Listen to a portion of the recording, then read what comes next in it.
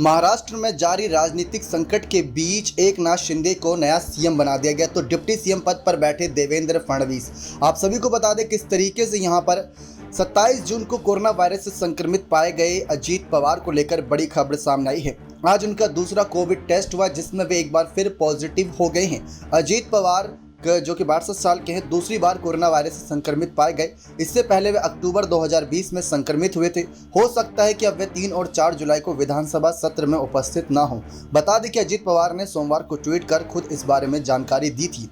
उन्होंने ट्वीट किया कि मैंने कोविड-19 की जांच कराई जिसमें मैं कोरोना वायरस से संक्रमित पाया गया हूं, ठीक महसूस कर रहा हूं और अपने चिकित्सकों से सलाह ले रहा हूं।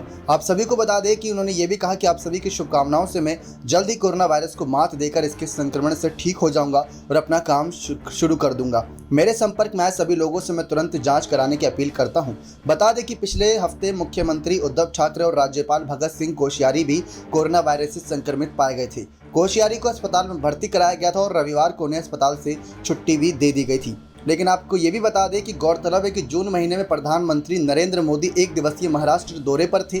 उन्होंने सबसे पहले पुणे के देहू गांव पहुंचकर संत तुकाराम की मूर्ति और मंदिर का उद्घाटन किया था। इसके बाद पीएम का संबोधन भी हुआ, मगर इस कार्यक्रम में तब के महाराष्ट्र डिप्टी सीएम अजीत पवार का भाषण तय प्रोग्राम की सूची में नहीं था। इसी मसले पर एनसीपी ने बीजेपी और केंद्र सरकार पर हमला बोला था। एनसीपी की सांसद सुप्रिया सुले ने नाराजगी जताई थी। उन्होंने कहा था कि यह महाराष्ट्र का अपमान है। सुप्रिया सुले और एनसीपी के कार्यकर्ताओं ने केंद्र सरकार के खिलाफ जमकर नारेबाजी की थी। बताते चले कि पुणे के देहू में प्रधानमंत्री नरेंद्र मोदी, देवेंद्र फडणवीस और अजित पवार एक ही मंच पर थे। यहाँ पर प्रधानमंत्री और देवेंद्र फडणवीस का मंच पर भाषण हुआ, लेकिन अजित पवार का भाषण नहीं होने पर एनसीपी ने नाराजगी जताई थी। लेकिन अब इनकी कोविड होने की यहाँ पर खबरें दोबारा से निकलकर सामने आई हैं।